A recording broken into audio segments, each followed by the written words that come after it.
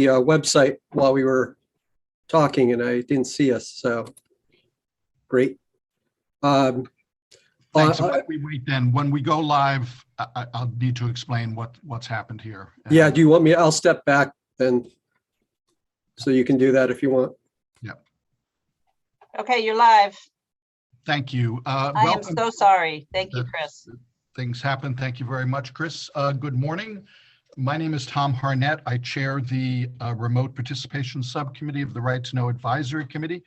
We actually began our meeting about 6 minutes ago, but realized that we were not on Zoom, so on our YouTube channel, so there was no access to the public. And for that, I apologize. This is the meeting of the Remote Participation Subcommittee, which advises the Right to Know Advisory Committee. I chair that. My name is Tom Harnett. I represent House District 83, which is the town of Farmingdale and the city of Gardner, and I serve as the House Chair of the Judiciary Committee. And I will quickly go around the room to have committee members introduce themselves to the public in the way that they appear on my screen, beginning with Amy Beveridge. Hi, I'm Amy Beveridge. I represent broadcast and media interests. Thank you. Eric Stout. I'm Eric Stout, the member with background in information technology. Thank you. Christopher Parr. Good morning. I represent law enforcement interests. My name is Chris Parr. Justin Jeanette. Good morning. I'm Justin Jeanette, and I represent members of the public. Julie Finn. Hello, I'm Julie Finn, and I represent the Maine Judicial Branch.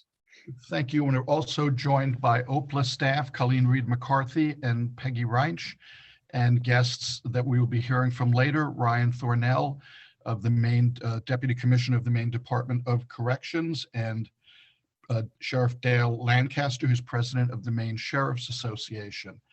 We are on our first agenda item after the introductions, which deals with a remote meeting policy, which will allow municipalities and other entities to address the situation if they need to meet remotely, but they have not yet adopted a remote meeting policy. We find many municipalities fall into this gap, and this proposed draft is addressing that issue. It was worked on by OPLA staff, Peggy Reinsch, and also the Right to Know Ombudsman in the Attorney General's office, Brenda Kelty. And Peggy, I hate to do this, but if you could just quickly run through it again so that everybody who's watching knows what we will be discussing and voting on. Thank you.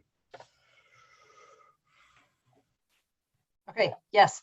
My apologies. It was my job to stream and I didn't hit the button.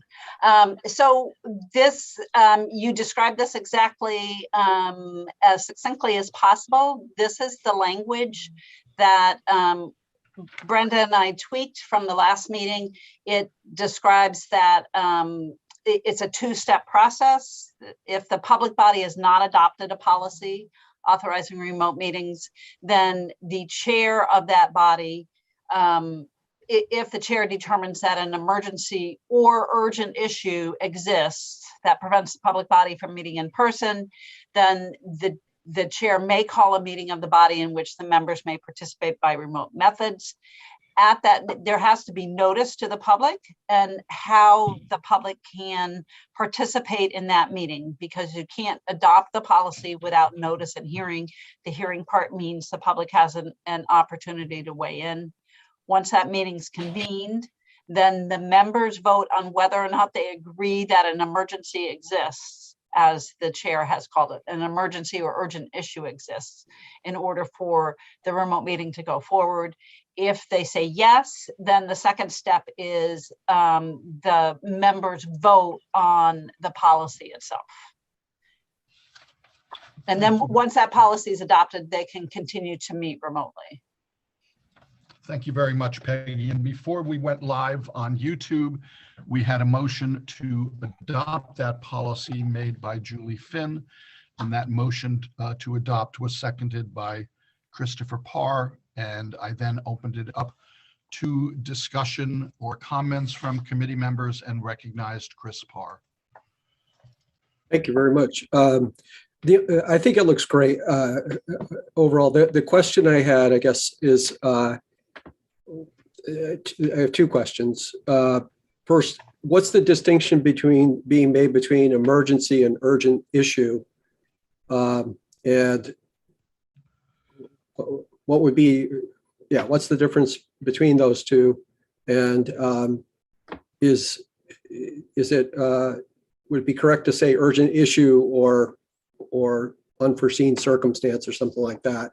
I'm just trying to make sure I understand, but overall, I think it looks awesome. I'll be supporting it. So Okay. I didn't know if anyone had any thoughts on that.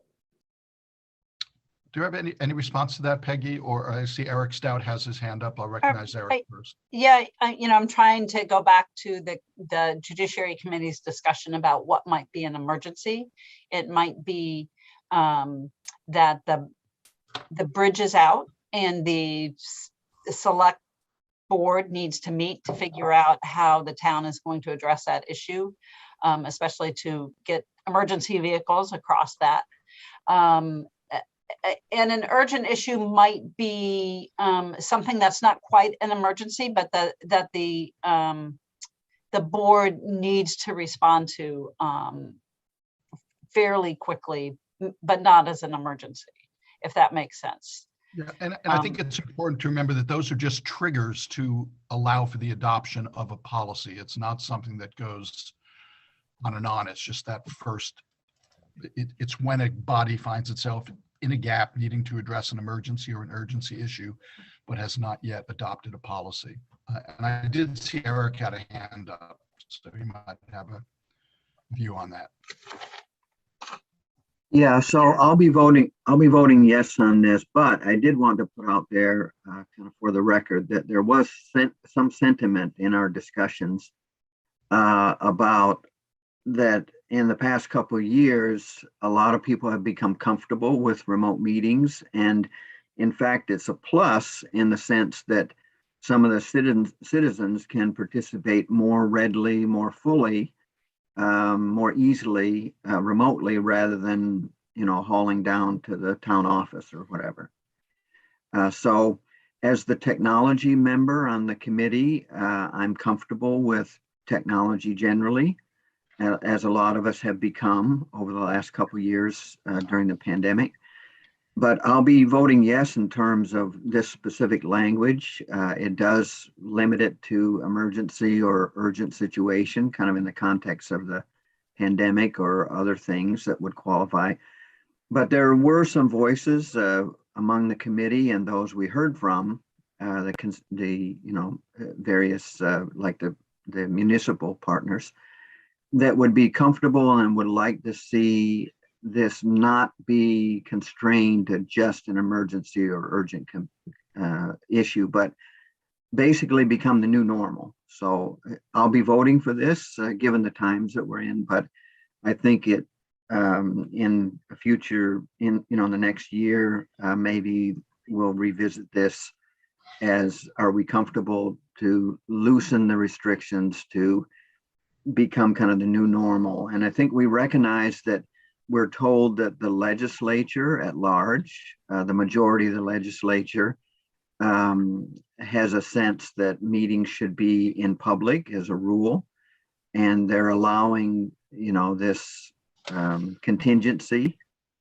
because of the pandemic. But I think there are some sentiments that this could become the new normal and not be so restrictive. But I'll be voting yes for it, given the times that we're in. Thank you very much, Eric. And I would point out that some of your concerns that you raised and municipalities have raised may very well be addressed in LD 1772, which is I submitted on behalf of the Maine Municipal Association, but it's really separate and apart from what we are voting on right at this time. But I appreciate that input. Thank you. Are there other members of the subcommittee who have questions or comments on the motion before us? Seeing none, I would then ask for, we have a motion made by Julie Finn, seconded by Christopher Parr. I would ask for a roll call on the motion. So I believe the roll call, the motion is to recommend this amendment to the full advisory committee. That is correct. And so roll call, Representative Harnett, Yes. Chris Parr, Yes. Justin Chenette, Yes. Amy Beveridge, Yes. Eric Stout, Yes. Julie Finn. Yes.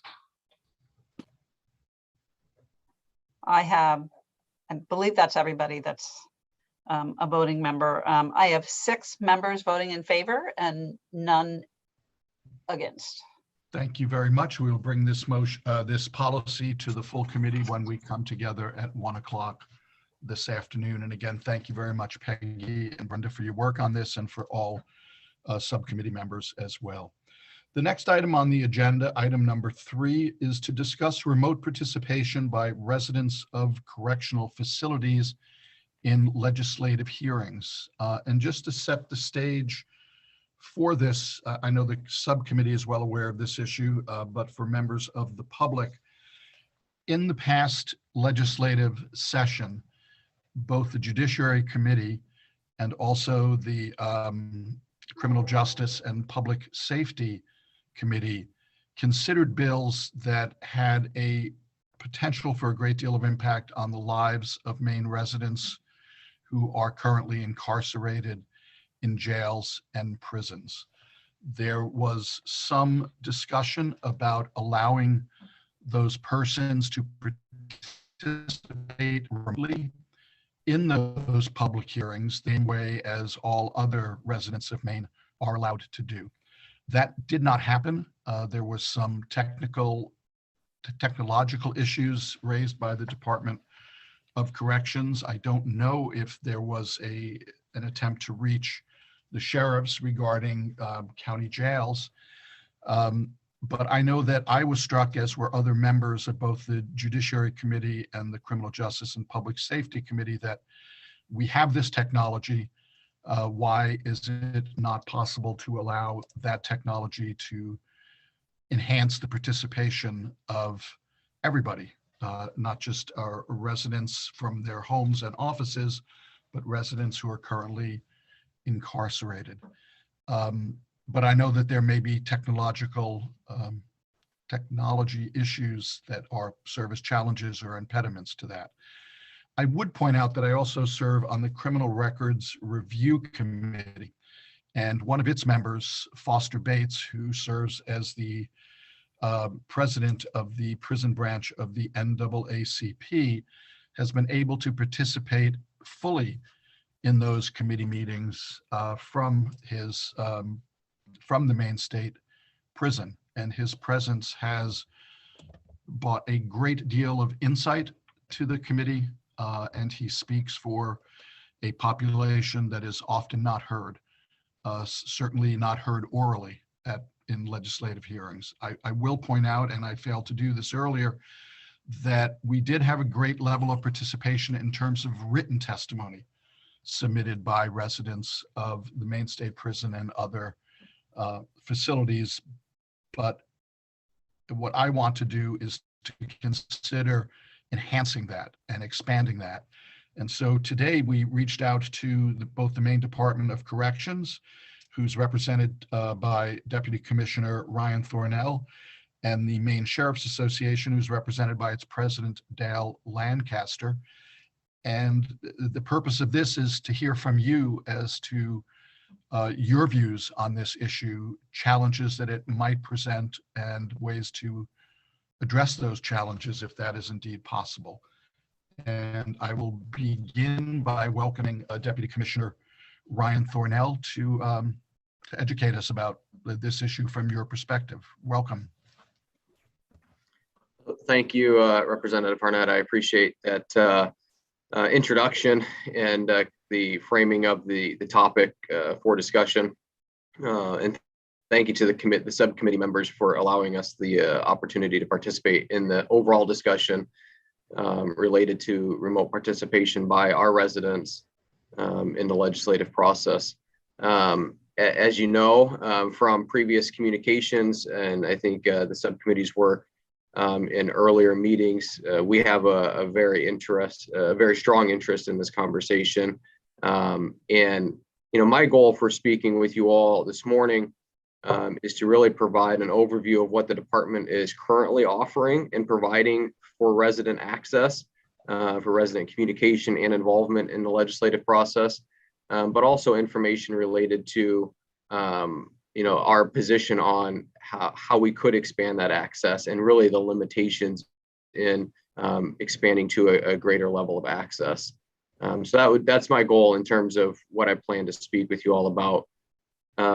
We have made great strides in the last several years, providing a level of expanded access for our residents into the public policy process, specific here, the legislative process. And we've done this and continue to support this because we here at the department, we know the value of resident interest, involvement, and input into public policy overall. And some of what I'm going to outline as I speak it also applies to our internal Department of Corrections policy process, because we value the resident involvement in that process also. So to start, our position really is that residents within our department currently have a significant level of access to participate in legislative hearings. And that the level of access really, in some ways, is more than many members of the public, and the level of access that they have who, are often unavailable in the middle of the day to meet with legislators and advocates and others because of their own schedules and responsibilities. And what you'll hear is that many of our residents are available for meetings like that, even outside of the public hearing process. Currently, residents have a variety of methods to be actively engaged in these processes. Representative Arnett, as you previously mentioned, they have the ability to submit written testimony electronically, like the general public has. And we've, as you also mentioned, we have residents, many residents who have shown a great deal of interest and participation in that method of delivery and communication. They also have the ability to have their testimony read live by others in committee rooms, virtually, of course, more recently. And this has been effective and satisfactory to the resident population in its more recent use, specifically in the first half of the current legislative session.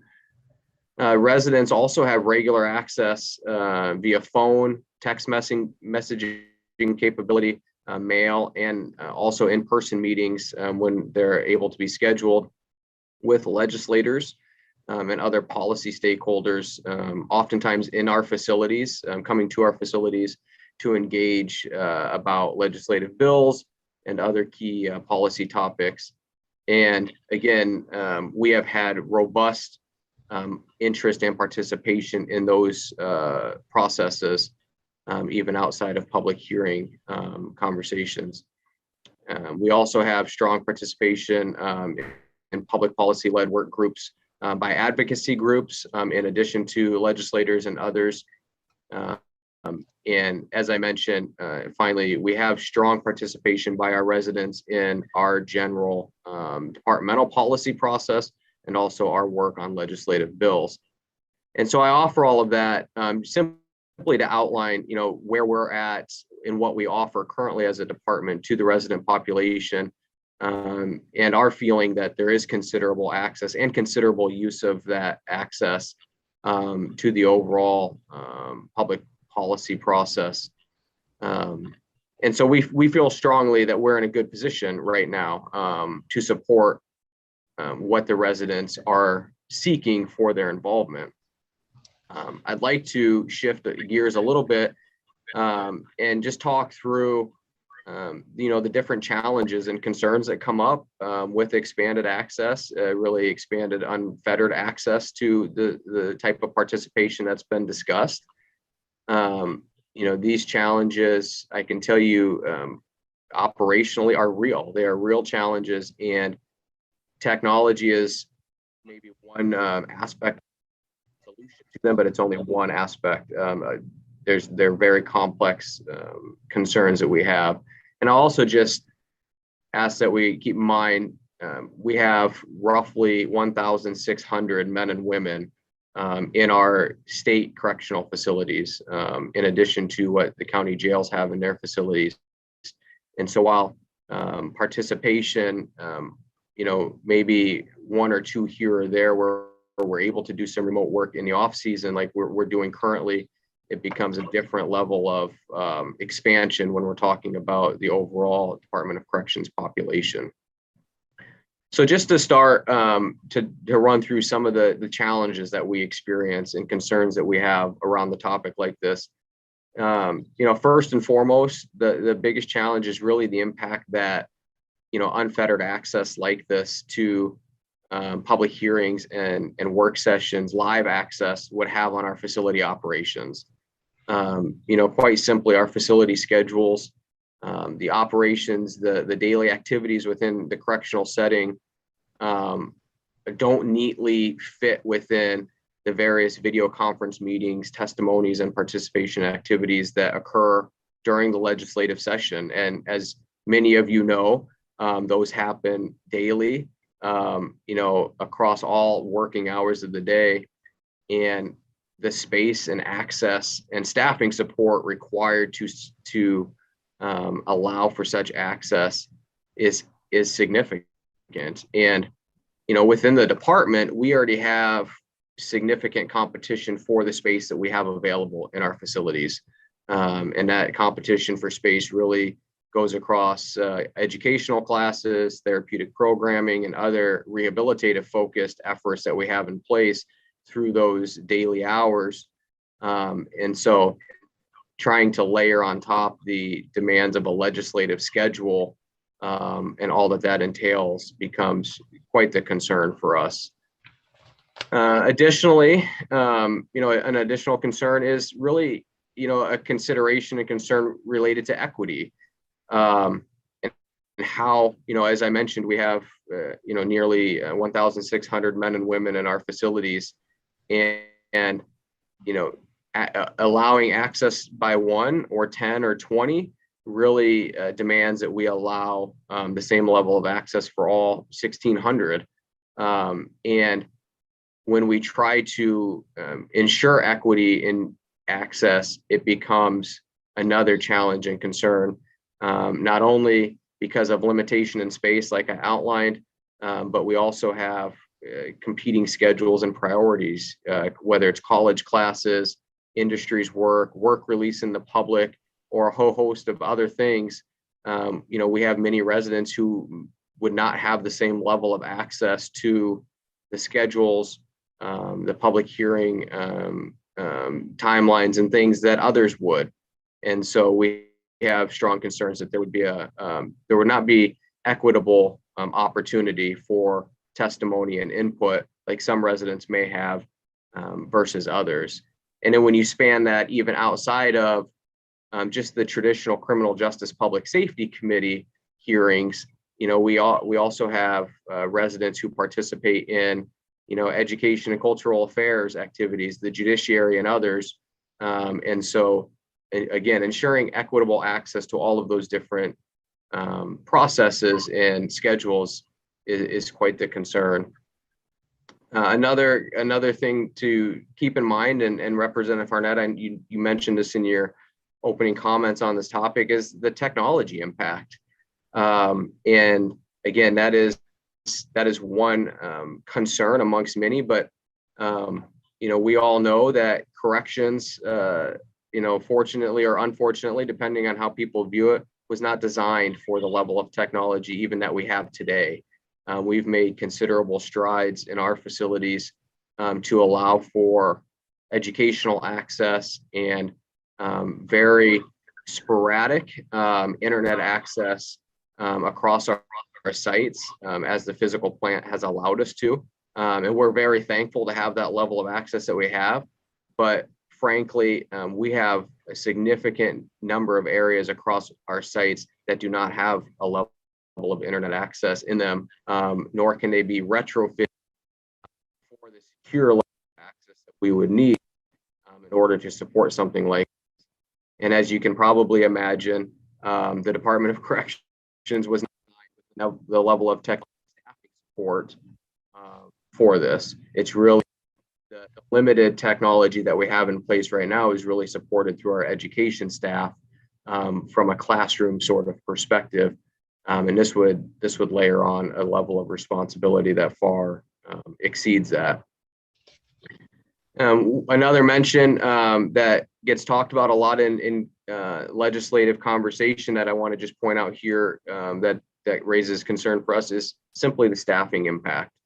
And it's been discussed extensively over the last 2 years that the department has real staffing issues, concerning staffing issues in terms of vacancies in our correctional officer positions, but even beyond that, whether it's in our case management positions or other areas within the facility that would be required to support a level of access like this. Quite simply, we do not have the staffing resources in place right now to support this type of access.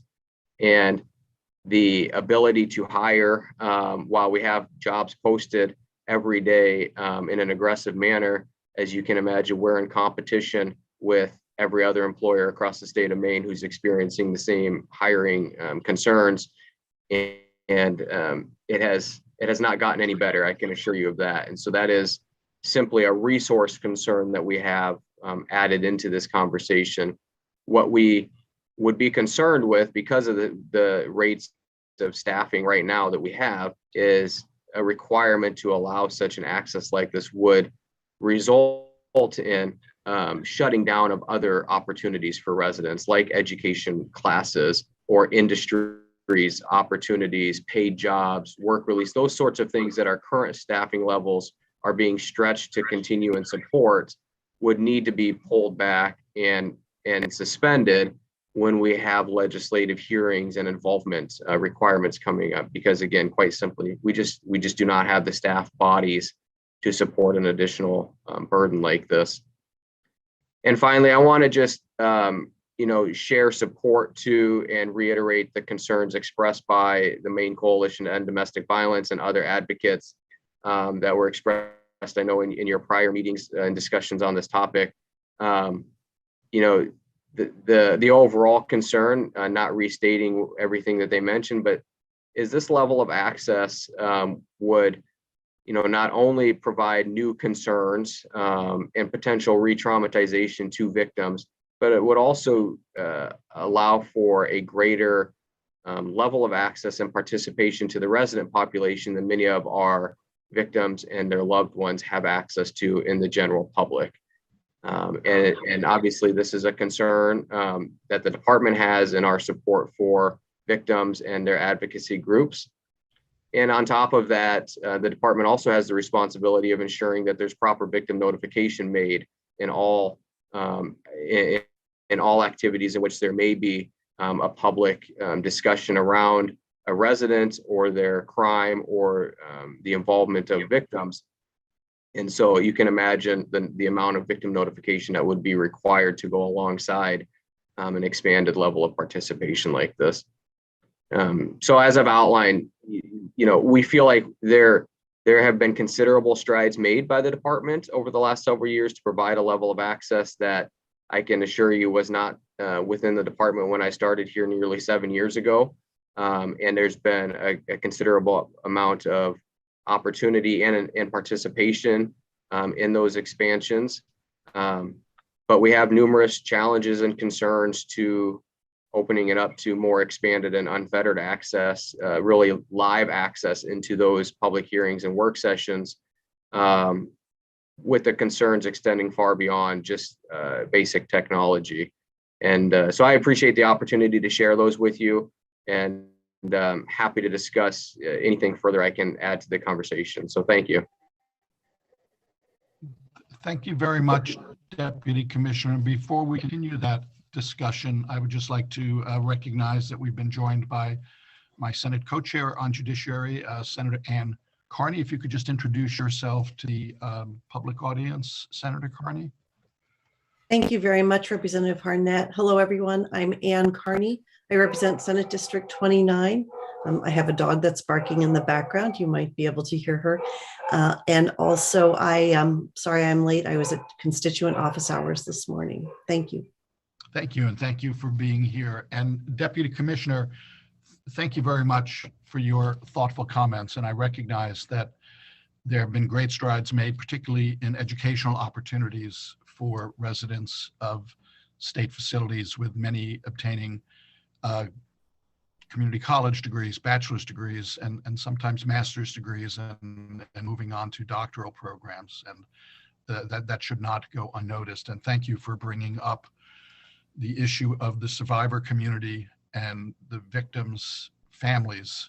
We've heard from those groups with heartfelt testimony, and I want to honor that participation and acknowledge that as well. We did discuss possible ways to address those concerns with how the committee of jurisdiction would structure the hearings, but those are issues that we certainly need to would certainly need to come to grips with. So at this point, I would ask if there are questions from committee members, subcommittee members for Deputy Commissioner Thornell. And I would recognize Eric Stout. Hi, Dr. Thornell. I noticed that you used the term 4 or 5 times, unfettered access. So what we talked about previously, and as we're all learning, like with these Zoom type meetings, that there can be levels of control of when somebody can either view only or participate when they're let into the room and then dismissed from the room, and their mic turned on and their mic turned off. So it isn't just like an open-ended, they can just kind of jump in whenever they like. So I just wanted to kind of ask you whether that would modify any of your comments. And I do recognize that, you know, like any technology is really like a triangle of technology, people, and process. So all these things have to work together. It isn't just the devices.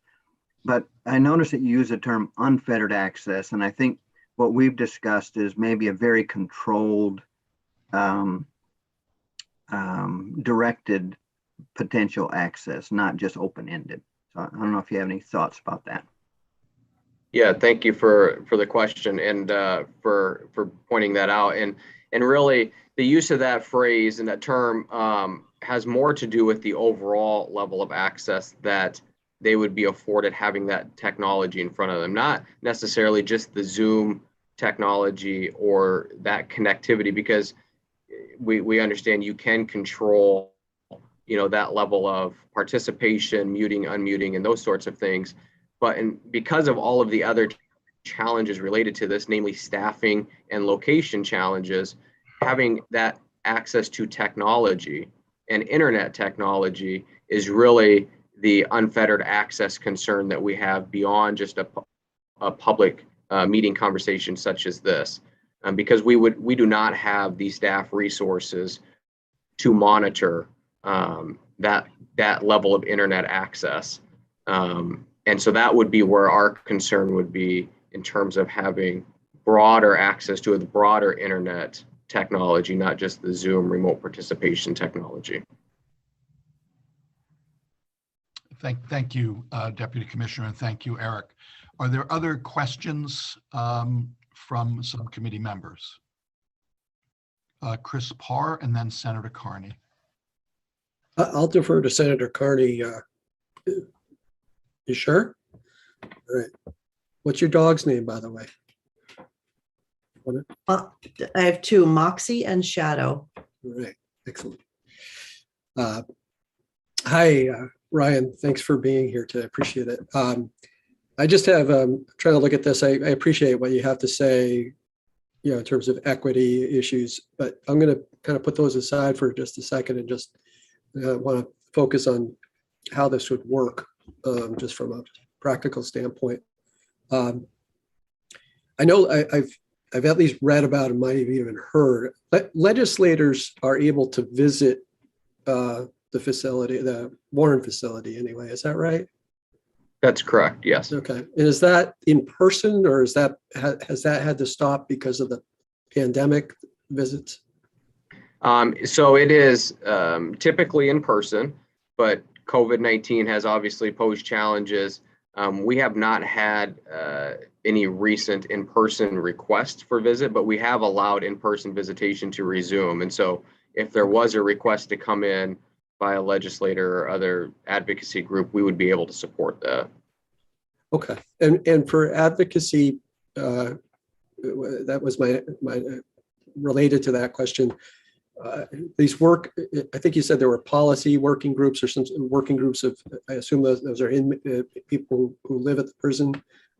Is that, to what extent do they have any kind of say in the bill development process, for example? I mean, are they able to, are advocacy groups able to meet with them to, talk about drafts of bills or anything of this kind? Or are they just kind of only able to give feedback on a bill once it's printed? I'm just curious about how that kind of works. Yeah, great question. And thanks for asking it.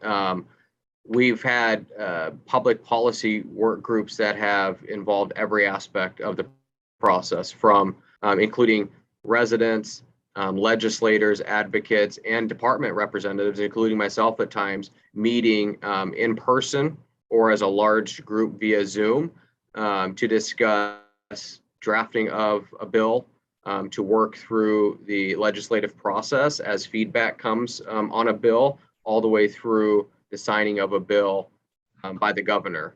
And we have various examples of that as recently as this last legislative session. It's a very active, engaged, and dynamic process, and the residents are able to be involved every step of the way. Oh, that's really good to hear. That I was curious about that, because for me, I know that when I see a bill, one of the things I wonder is, what were the conversations that went into it? So that's helpful. One of the things that we had talked about at the last meeting is the idea of, if there were to be hearings where incarcerated persons were able to participate, and I think you even touched upon this in your comments, the potential re-traumatization on victims and families of victims and such. And one thought was, well, we maybe somehow make it so that, there's a structure to the hearings such that you'd be able to tell a victim or the victim's family that someone's going to be testifying who was involved in this incident. So you might not want to watch or what have you. And then I think there was also discussion about the idea of, notifying victims ahead of time that, hey, a bill is going to be giving up, and we anticipate that, individuals who are incarcerated might want to, participate, in the hearing on that bill. Presuming just for a second that this was only one committee where this would be able to happen, because the idea of multiple committees potentially is kind of overwhelming for me to try to think about. But as a practical matter, in terms of just the victim notification, for example, you spent some time that I appreciate as someone at another state department, talking about the limited resources to do things. And I'm wondering how much time and effort and would your victim services, I assume there's a victim services at Warren, how much time and effort would that require of that office in terms of what they're able to do currently with current staffing? And one bill that comes to mind is the parole bill. I just did a quick count earlier, and it looked like there were maybe about 35, 40 incarcerated individuals who submitted testimony. And had they been able to actually participate through, virtually, what would contacting, just call it even 30 victims or victim families, what kind of load would that create? And that's my last question, I think so. Thank you. And I'll do my best to unpack that a little bit. In short, the victim services, this would be one additional notification requirement on them. And what that notification process looks like in a situation like this would be first an attempted phone conversation. Because in addition to simply notifying the victim, we also provide support services to the victim, because oftentimes that notification communication brings out a level of emotional response and concern from the victim. And so our advocates are trained to process that conversation with them as well. And so it's quite a bit more than simply mailing out or making 30 sort of phone call connections. It's really a level of advocacy and support services added on top of that. And so that could range from, a 30-second phone call to a 30-minute phone call, even beyond that, depending on what level of response and emotional reaction that's experienced by the victim in that notification process. And I'll also add in that our victim services team, a tremendous team of advocates, very small team, but a tremendous team of advocates, but they have a significant amount of notification and advocacy work that they do because of all other components, and so I'll give an example. The department supported with the Criminal Justice Public Safety Committee and other public policy groups over the last year, the expansion of one of our programs, supervised community confinement, where residents are eligible at an earlier period of their sentence to transition out into the community and finish out their sentence in the community. And we were engaged in that process. We supported that. What often isn't accounted for when we make an expansion like that is the additional victim notification and advocacy work that accompanies something like that. And so, we are in the process of more than doubling the population that's on that program in the community, thereby doubling the workload of our victim services team on an ongoing basis related to that. And so I offer you that because, the impact on victim services and the notification process for something like this, access to public hearings, is one small but significant expansion in their workload and their advocacy work in the grand scheme of more of what's happening in terms of providing more services and access to the resident population in other areas. Thank you very much. Appreciate that. Thank you, Chris, and thank you, Deputy Commissioner. Senator Carney. Thank you very much, Representative Harnett. Dr. Thornell, I came in a little late, and I think the first answer or part of your presentation that I heard had to deal with the the physical space and the technology that's, for lack of a better word, competing with any expanded remote participation in legislative hearings. And you gave a little bit of a descriptor, but could you please give us a little bit more detail about what those facilities are and then the different types of programming that they're currently being used for, and if decisions had to be made to offer one or the other, kind of what impact that would have on the different groups of people who participate in the activities. Absolutely, and thank you, Senator, for the question. So I'll use just a general facility as a reference. I'm not sure who's been where at any of our facilities, but in general, the core hours of a resident's day are ideally spent in what we consider our activities building or our activities space. And that's really, if you think about a campus, that's really the heart of where we would do our education, our school activities, religious services, substance use treatment, all of those different, programs, services, and interventions. And so when a resident would leave their housing area, they would go into that activities space for the schedule of activities that are offered there between, roughly the hours of 7 and 3 or 7 and 4, depending on the facility. In that space, we have classrooms and offices, as well as a gymnasium, chapel, library, those sorts of spots. And where we have the technology and access to internet and connectivity, like we're discussing here, those are the exact same spaces where we are running adult basic education classes, high school equivalency education, college education, substance use group treatment interventions, cognitive behavioral treatment interventions, the whole gamut of services that we provide are juggled through a schedule every single day into those exact same spaces where this technology would exist for somebody to have that connectivity. And so when we talk even about like a public policy work group meeting with a group of residents, that's the same space that they currently compete with to bring a group of, say, 5 to 10 residents together to meet with a group of legislators externally and process through that public policy conversation. And so it's all competing within the same space for that level of access. So if we were to decide that a classroom were set aside for public hearing testimony one day, we would essentially have to cancel a full day's worth of what I outlined for you, which could be a college class followed by a high school equivalency class, followed by a substance use treatment group class. Those would have to be canceled to allow for staff to support and access to the internet technology for something like this.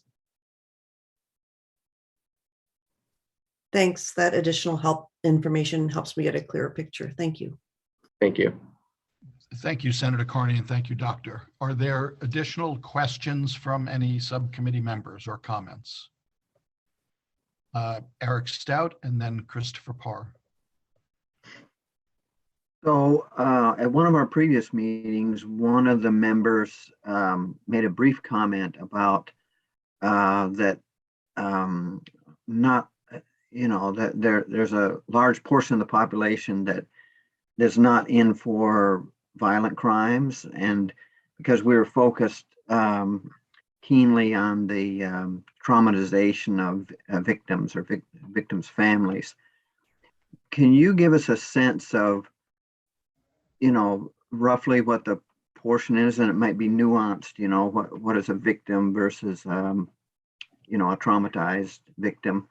But in terms of like violent crime or the concern of, the potential traumatization of victims or victims' families, what portion would it be that we're talking about? And would it make a difference of how to treat the nonviolent, crimes that wouldn't have a victim per se? Sure, thank you for the question.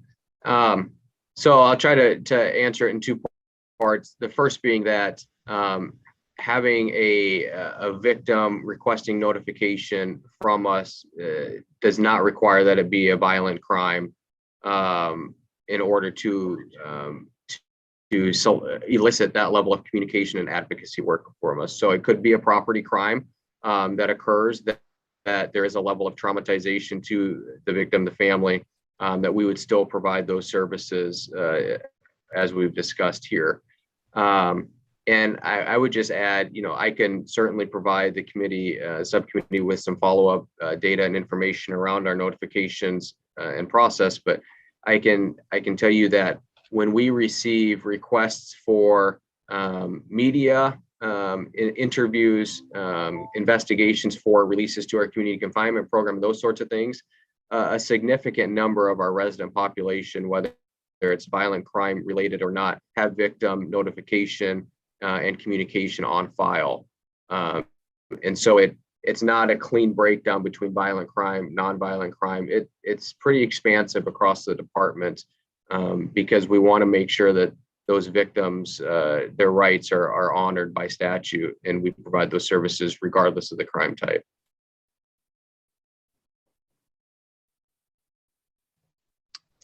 Thank you, Eric. Christopher. Yeah, real quick, I realized I had one other question. It has, and it's more, I'm more curious than anything else. Has a legislative committee, I know that there have been occasions, at least one that I can think of, where a legislative committee has like gone to the Augusta Civic Center to hold a hearing. Has a committee ever gone to the prison to have a hearing, to your knowledge?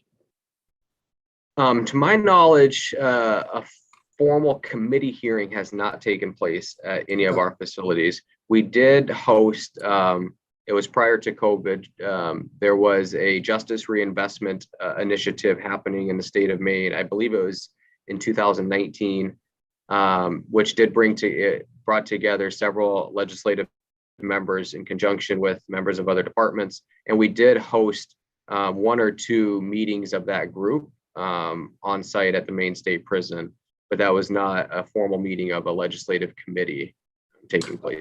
But you were able to, it sounds like, facilitate that to happen. I mean, that these groups that you're talking about, these meetings, you were able to accommodate that. I mean, so. Correct. So in a situation like that, we would use, one thing about correctional facilities is we have large visit room spaces.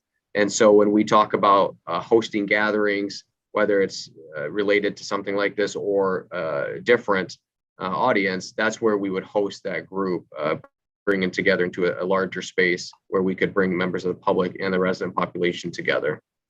Great. Thank you very much. Appreciate that. Thank you.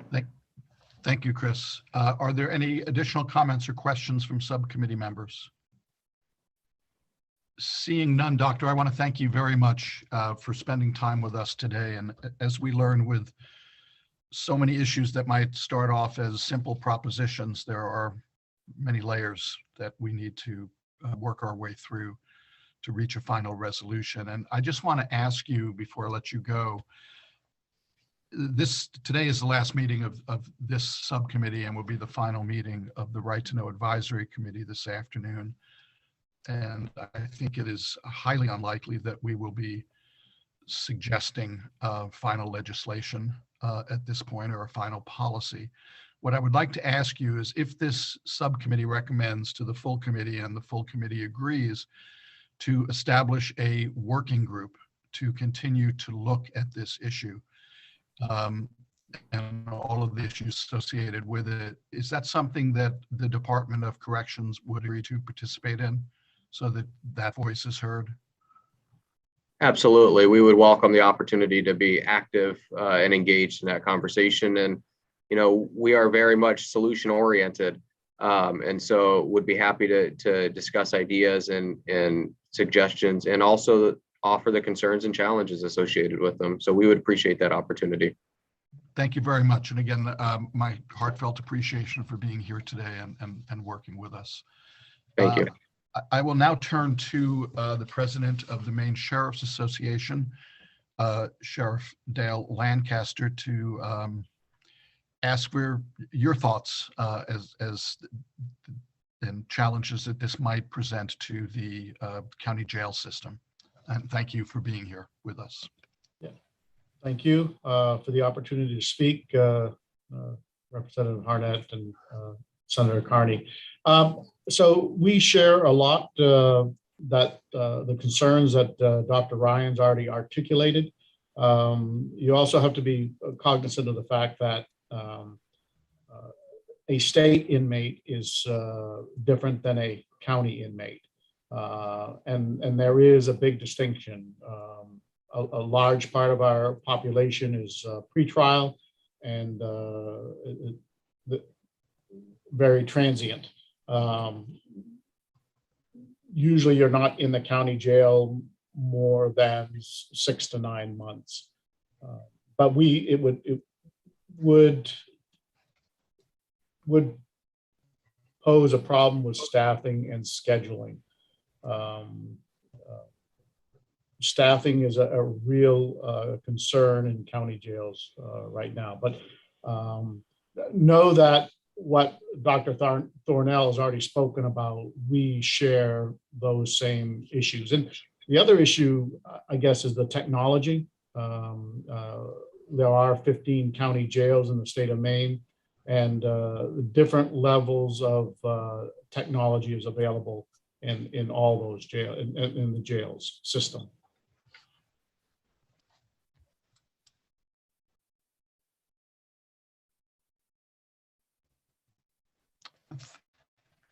Thank you, Sheriff. Did that conclude your comments? I didn't know if you'd.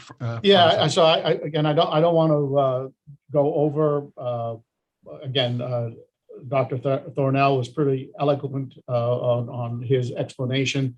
Only that there is a really clear distinction between county jails and county inmates, state facilities, and state inmates.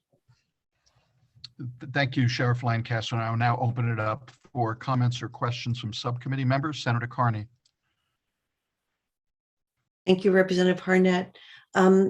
Sheriff Lancaster, I was wondering if you could answer the same question I asked of Dr. Thornell related to sort of the physical facilities that might be used for the purpose of allowing those in county jails to participate remotely in legislative hearings. And first of all, whether there are such facilities currently available, and then what else they're currently being used for that might compete with opportunities to participate in legislative matters.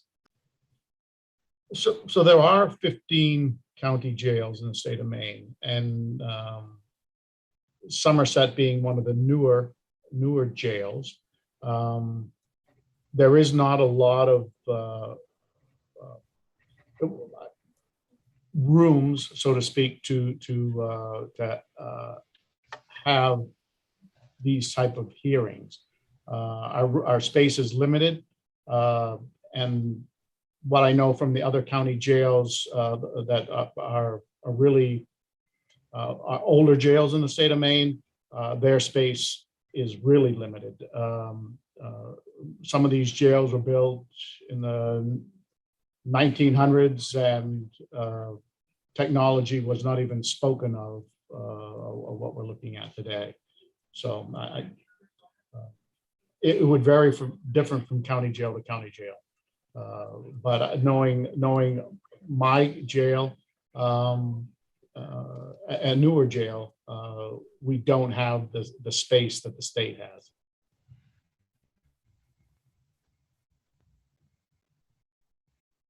Thank you. Could I just ask one follow-up question? Sure. Absolutely.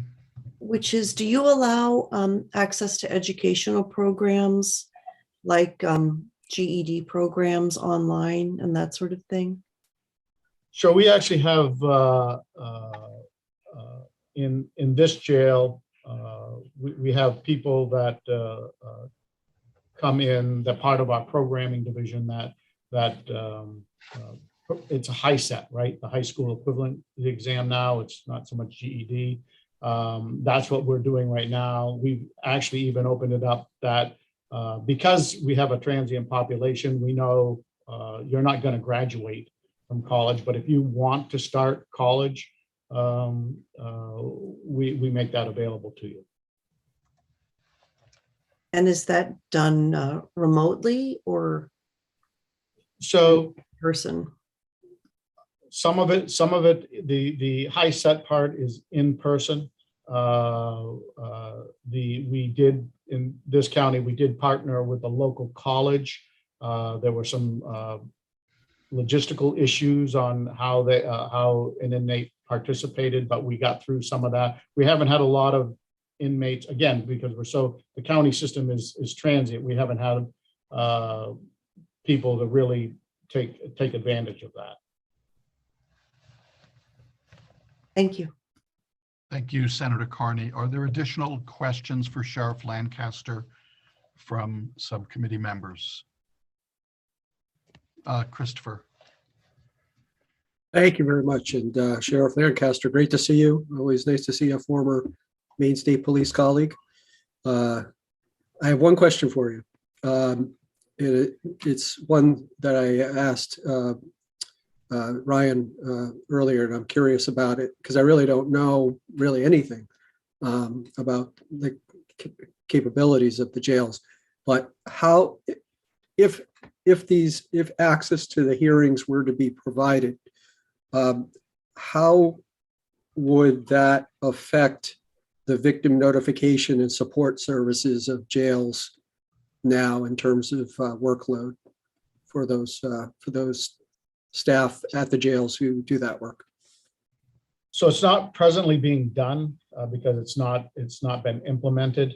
But again, our staffing, we don't have a victim services division within the jail.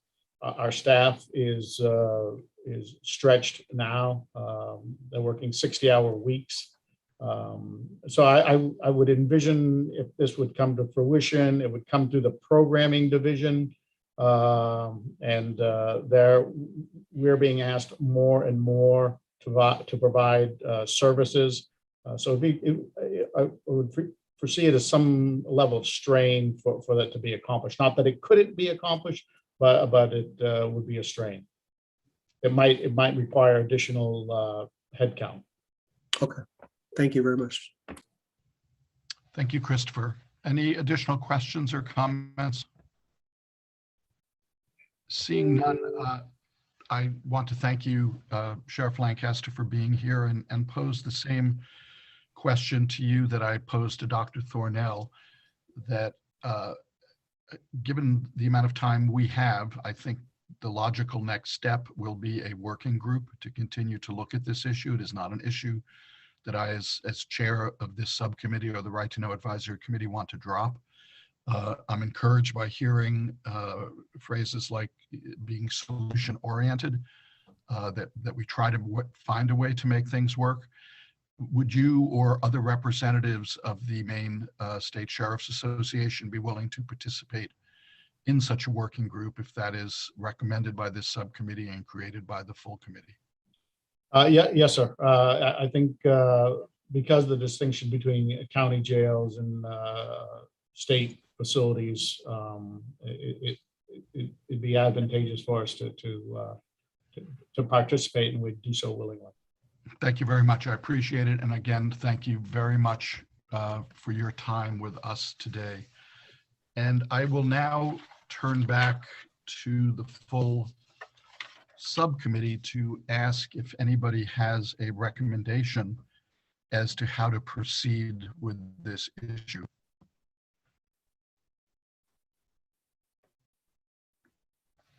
And you can rest assured I do if nobody else wants to come forward or speak at this point.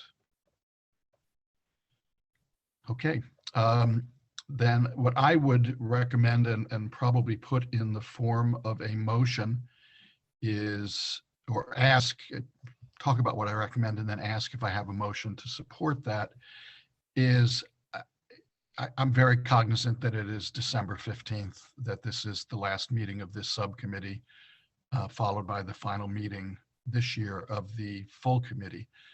I don't feel that I am in the position to make a concrete recommendation as the best way to move forward legislatively or policy-wise at this point. But as I've stated probably too many times, this is not an issue that I want to drop. I think it's an issue of fundamental rights to participate in government, to participate in the lawmaking process.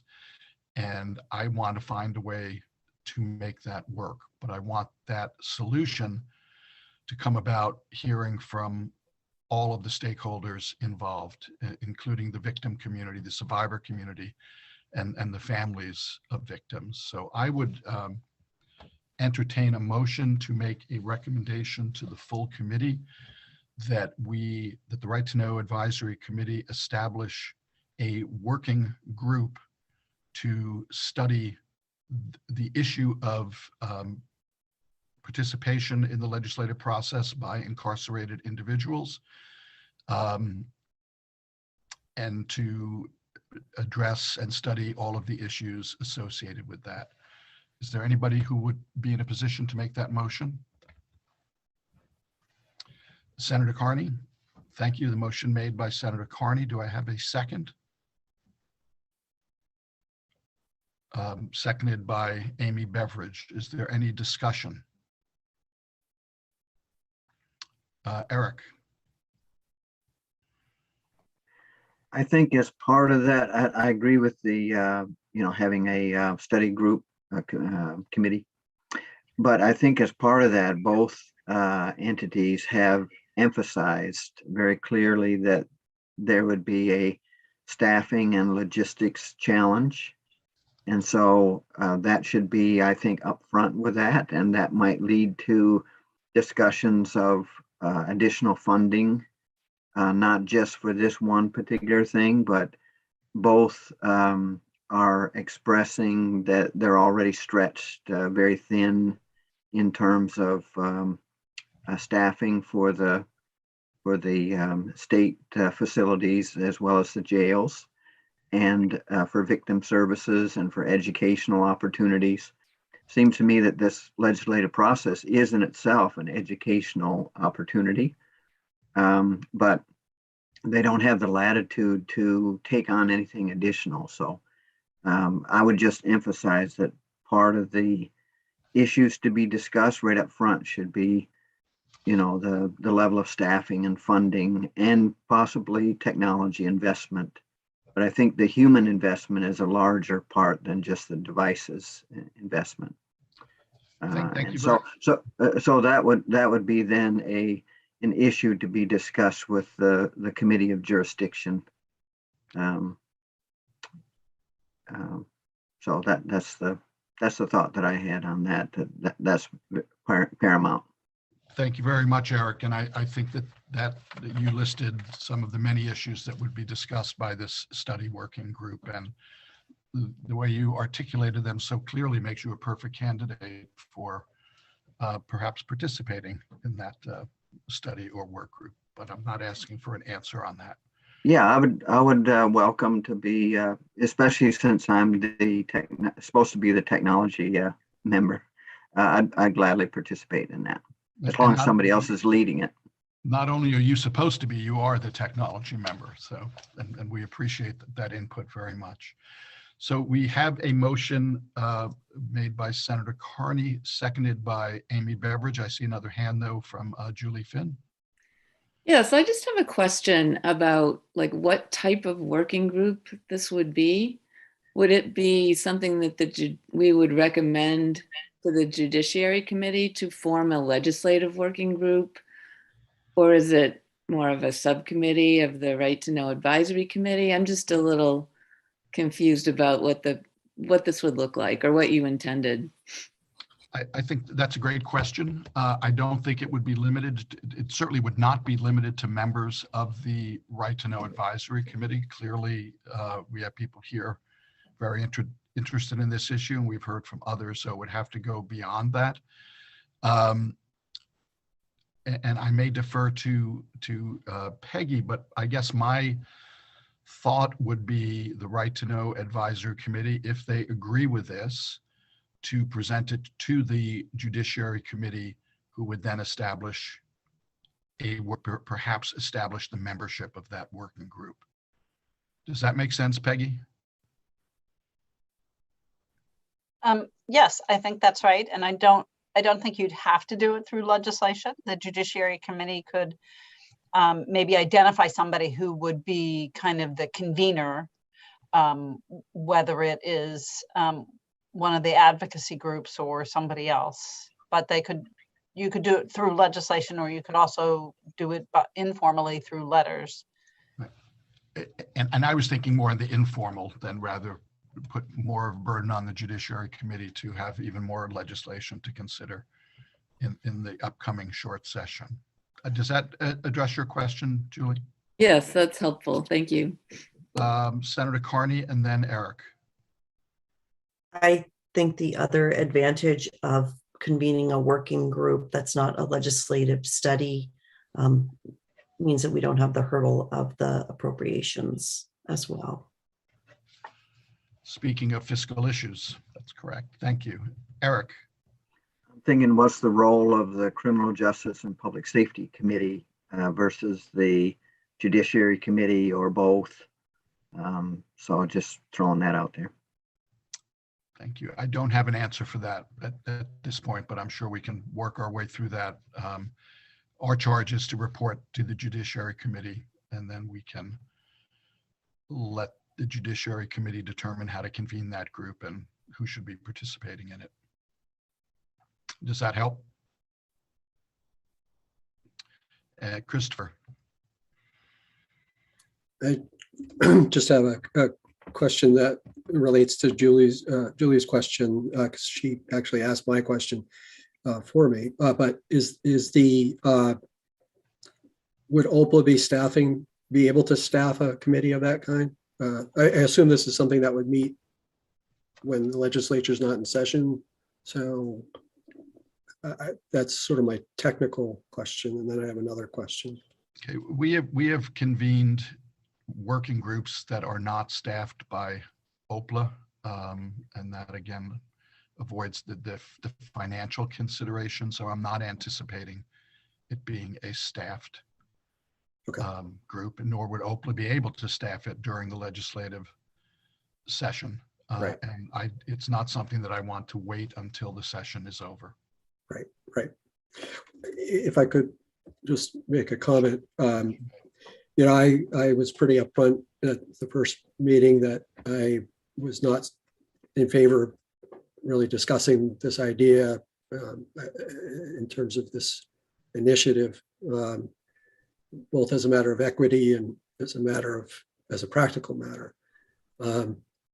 But I have tremendous respect for you, Representative Harnett, and I especially respect your compassion, and I appreciate that. So this is something that, in my mind, I would prefer, since we're right to know, that the discussion be broader in terms of accessibility of these types of proceedings to not just incarcerated persons, but to persons with disabilities, to persons who are working, during the day and can't get away to be able to participate in public life the way that we are able to. But it seems like this is something it just seems like it's obvious that this is something that you care about, and out of respect for that, I will support the idea of this group, with the understanding that DOC representatives, the jails representative of victim advocacy groups, including those that we've heard from, but not necessarily limited to those, as well as I know the ACLU of Maine, maybe the Maine Prisoner Advocacy Coalition, that this would be a robust representation of the various stakeholders. So with that said, I will support this going forward. Thank you, Chris. And I appreciate that. And I think that the other issues that you raised, I think, are beyond the scope of what we're talking about today. But they have been issues that we are addressing about people with disabilities, members of the public generally. And it's one of the reasons that I've added a public comment section to the Right to Know Advisory Committee full meetings, so that we can hear from those groups and continue those discussions. So thank you. And are there other comments? Because otherwise I would call the vote. If not, we have a motion from Senator Carney, seconded by Amy Beveridge. Do you have enough, Peggy, to about where we're moving here? Yep. Thank you. Are you ready for a vote? I am indeed. So those voting in favor, I'm sorry, the motion is to recommend to the advisory committee, that the advisory committee recommend to the Judiciary Committee that a working group be created to further explore this issue. And I'm going to ask for the vote. Tom, Representative Harnett. Yes. Senator Carney. Yes. Chris Parr. Yes. Amy Beveridge. Yes. Eric Stout. Yes. Julie Finn. Yes.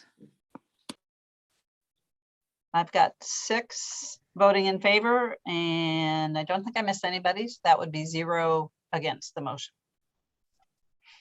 Thank you very much. Thank you, members of the subcommittee, for adding more work to our list of things to do. But these are important issues, and I look forward to discussing them. And again, I want to extend my thanks and deep appreciation to Dr. Thornell and Sheriff Lancaster for being here today and for agreeing to participate in the event that this does go forward in the manner reflected in the motion that we just passed. Thank you. The next item on the agenda is other question mark. Are there any other issues that the subcommittee would want to add, recognizing that we have another meeting starting up in a while? But I want to give that opportunity. If there are other questions, comments, or concerns from subcommittee members, now would be the time to address them or to raise them. And seeing none, then before we adjourn, I really want to thank the members of this subcommittee for all of the work that you have done in our meetings this year. I've said it often and I'll say it again in front of the full committee. It has been an honor and a privilege to work with all of you on this subcommittee and on the full committee.